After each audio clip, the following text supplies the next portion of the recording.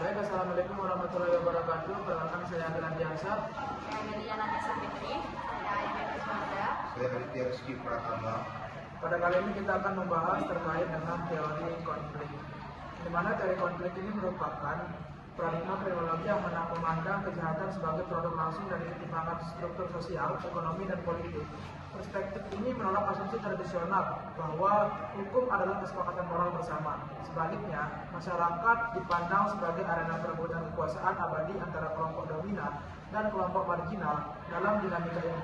Kelompok yang menguasai sumber daya akan menggunakan instrumen hukum positif untuk melegitimasi hak istimewa mereka sekaligus menekan kelas sosial di bawahnya.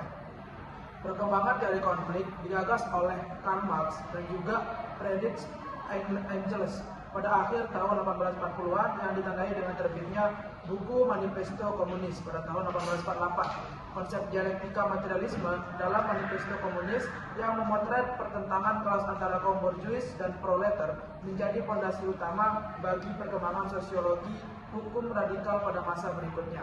Kemudian pada tahun 1916, fase klasik kriminologi ekonomi, William Bonger menerbitkan buku berbahasa Inggris Criminal and Economy Condition, menjadikannya literatur akademis pertama yang menghubungkan secara empiris antara determinisme ekonomi kapitalistik dengan angka kejahatan. Kemudian pada tahun 1998, fase pluralisme konflik, di mana George Paul merilis buku Theoretical Criminology, menggeser fokus konflik ke lingkup yang lebih luas, yaitu pertarungan kepentingan antar kelompok sosial yang saling bersaing memperebutkan pengaruh legislasi. Kemudian sebagai puncak dari teori ini, yakni teori konflik dalam kriminologi, mulai berkembang oleh pemikiran George Paul yang menyatakan bahwa hukum merupakan hasil persaingan antara kelompok dalam masyarakat. Kelompok yang memiliki kekuasaan lebih besar dapat memengaruhi pembentukan hukum dan menentukan suatu perbuatan sebagai kejahatan. Akibatnya, kelompok minoritas atau kelompok yang lemah lebih mudah dikriminalisasi. Pada awal tahun 1970-an, teori konflik berkembang menjadi kriminologi radikal oleh pemikiran Richard Queeny dan William Campbell.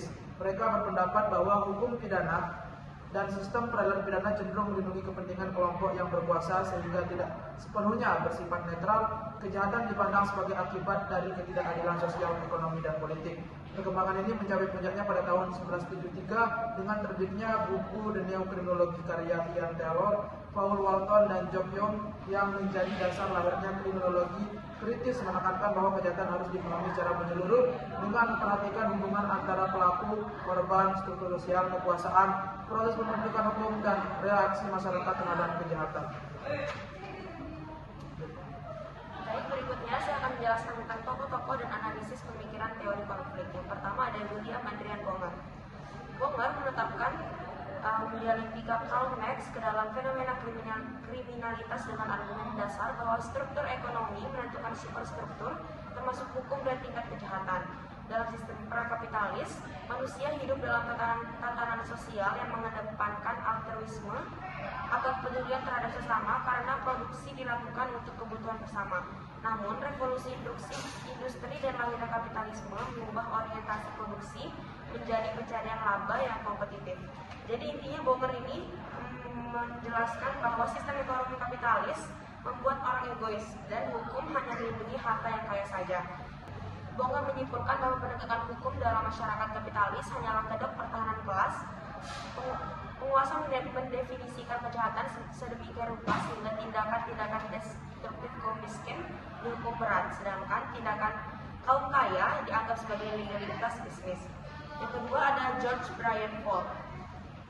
Berbeda dengan Bonger, George Ford ini mengadopsi pendekatan pluralistik non-Marxis, terinspirasi oleh sosiolog George Simmel dan Robert Park.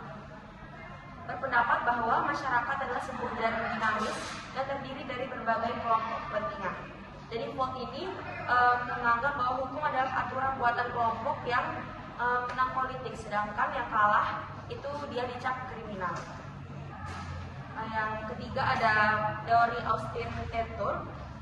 Austin Turk ini membawa teori konflik ke tingkat yang lebih sistematis dan analitis. Ia tidak lagi memperdebatkan mengapa orang melakukan kejahatan, melainkan menganalisis secara ketat bagaimana status kriminal dilekatkan pada individu melalui mekanisme hukum formal. Baginya, kriminologi harus fokus pada proses kriminalisasi. Jadi menurut Turk ini, kejahatan adalah status yang ditempelkan oleh penguasa untuk mendisiplinkan rakyat yang tidak mau mengikuti perintah yang lebih berkuasa. Baik, selanjutnya pembahasan mengenai sistem teori konflik. Kejahatan dalam teori konflik itu dimulai bukan hanya dari segi adanya kesempatan, adanya keadaan, atau dari segi pelaku dan korban.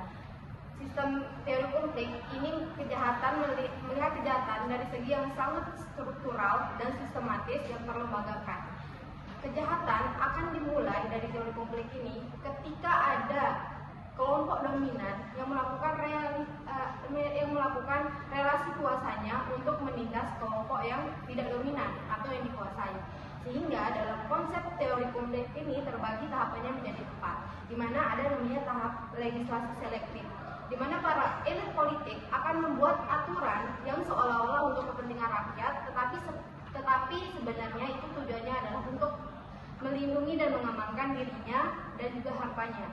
Yang kedua, ada tahapan konstruksi hegemoni ketertiban umum, di mana pada akhirnya hukum yang mereka buat ini akan disosialisasikan kepada masyarakat dengan dalih bahwa ini adalah untuk ketertiban umum, untuk kepentingan kita semua dan untuk kepentingan rakyat, tanpa memberitahukan niat asli dari dibentuknya suatu undang-undang tersebut. Sehingga di sini akan ada kesadaran palsu yang disebut dengan hegemoni. Selanjutnya, tahap alokasi pengawasan ruang fisik, di mana setelah hukum ini disahkan, para penegak hukum akan dimanfaatkan oleh elit politik ini sebagai tameng mereka untuk melindungi harta mereka, untuk melindungi diri mereka dengan dalih adanya hukum dan adanya penegak hukum. Baik, melanjutkan bahwa tadi adanya tahap pelabelan kriminal, di mana pada akhirnya masyarakat yang melakukan tindakan yang di luar dari undang-undang tersebut akan dilabeli bahwa dia adalah kriminal atau penjahatnya. Padahal tanpa sadar kejahatan yang lebih besar itu adalah kejahatan dari orang-orang yang membuat undang-undang tersebut. Baik, saya akan melanjutkan materi mengenai analisis kasus dan kritik terhadap teori konflik.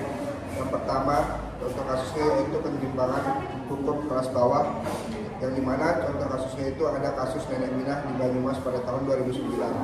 Nenek Minah berusia 55 tahun, seorang petani prasejahtera di Banyumas, diproses hukum hingga meja hijau dan divonis 1 bulan 12 hari penjara. Dalam masa percobaan 3 bulan, dia dinyatakan bersalah melanggar pasal 362 KUHP hanya karena memetik 3 buah kakao seharga kurang lebih Rp2.000 di area perkebunan milik korporasi swasta PT Rumpun Sari Antan untuk dijadikan bibit di kebunnya sendiri. Walaupun ia sudah meminta maaf dan mengembalikan buah tersebut, korporasi tetap bersikeras membawa kasus ini ke jalur pidana melalui instrumen hukum formal.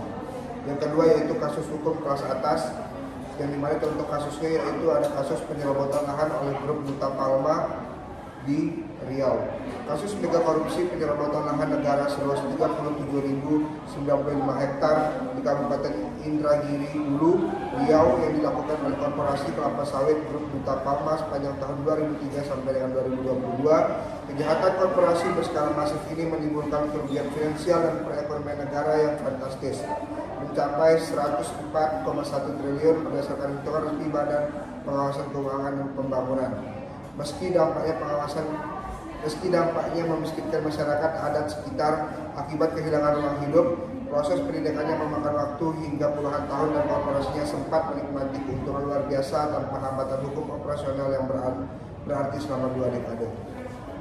Kedua fenomena real di atas menjadi konfirmasi empiris yang valid atas ketepatan analisis teori konflik di Indonesia, di mana hukum kepemilikan privat berhak secara absolut pada akumulasi kapital korporasi. Hak milik PT RSA atas buah kakao dilindungi secara kaku oleh hukum pidana negara, memaksa masyarakat lokal yang terhimpit ekonomi menyandang status kriminal sekedar untuk mengakses sumber daya alam dasar. PT RSA bertindak sebagai otoritas yang memanfaatkan aparat kepolisian dan pengadilan sebagai instrumen korsif atau pemukul untuk mengkriminalisasi Nenek Minah sebagai subjek. Langkah kaku ini diambil penguasa perkebunan untuk memberikan efek gentar secara struktural agar kepemilikan modal kaum elit tidak diganggu oleh masyarakat sekitar. Baiknya sekian, wassalamualaikum warahmatullahi wabarakatuh.